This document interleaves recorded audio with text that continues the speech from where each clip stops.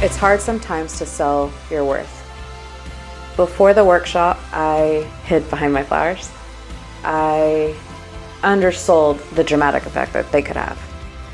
Tyler and Randy, they are genuine people. Like, if I want to create beautiful things, I need to be with beautiful people. If you're in a group setting, you can get distracted by all these other personalities, all these other things.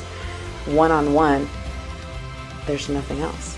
The whole time you're getting to communicate, you're getting to not just hear the words, you're seeing the actions. Tyler and Randy teach you a lot. They teach you like the social media part of it. Are you selling correctly? They go over your contracts.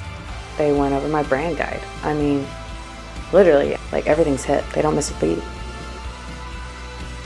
Now, after the workshop, I feel more confident knowing what I do and what I bring to the table.